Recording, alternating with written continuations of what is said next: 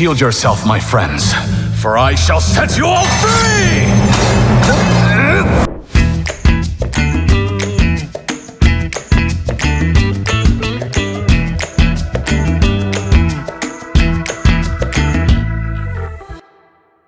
인사이드 아웃 2가 개봉했습니다. 9년 만에 제작한 후속작으로 사춘기를 맞이한 라일리의 머릿속 감정 본부에 새로운 감정들이 등장하면서 겪는 위기와 모험, 성장 이야기인데요. 대본을 쓰고 있는 날을 기준으로 관객수가 400만 명을 돌파했습니다.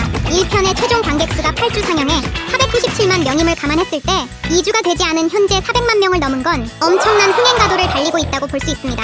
이렇게 초대박이 난 인사이드 아웃 2. 하지만 못 본 분들이 있을 수도 있으니까 제가 간략하게 스토리를 말아드릴게요. There's a part 2?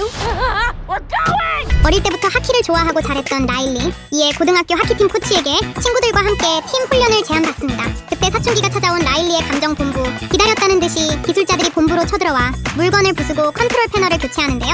갑작스레 비상 상황에 처한 감정 본부. 그때 머리카락이 몇 개 없는 불안을 시작으로 우럭, 따분, 당황까지 새 감정들이 등장합니다. 새로운 감정의 등장으로 기존 감정들이 정신이 없는 사이 불안이 주도하여 기존 감정들을 가둬놓고 라일리를 자신의 생각대로 컨트롤합니다. 불확실을 경계하는 불안이 지배하는 탓에 평소 하지 않는 행동을 하는 라일리. 불안은 라일리의 미래를 위해 계획하고 행동하지만 어째서인지 상황은 점점 악화되기만 합니다. I'm too gross to go to camp or anywhere ever again! Well, that's a preview of the next 10 years. 친구들과 다투기도 하고 평소와 다르게 불친절하기도 나쁜 행동을 계획하기도 하는데요. 그 과정에서 라일리의 마음은 무너지고 마음속 깊은 곳에서 탈출한 기쁨이 일행은 바깥으로 탈출에 성공하지만 라일리의 마음이 무너지는 걸 보며 잘못을 바로잡기 위해 노력합니다. 바로 라일리의 행동을 바로잡기 위해 잃어버린 신념을 되찾아주려는 건데요. 하지만 불안이 새로운 신념을 만들고 있고 원래 있던 신념은 멀리 날려버린 상황. 결국 기쁨이 일행은 신념을 찾아 먼 여정을 떠납니다.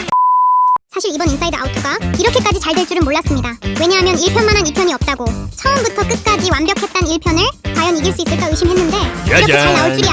역시 픽사였네요. 토이스토리부터 덕후를 자처한 제가 잠시 악마에 홀렸나 봅니다. 믿음이 부족했네요. 새로운 캐릭터가 4명이나 나온다길래 다소 정신없지 않을까 생각했는데 개별 캐릭터의 서사를 보여주기보단 기쁨이 팀 대 불안이 팀으로 팀원 무비의 서사를 섞은 점이 정말 신의 한 수라고 생각합니다.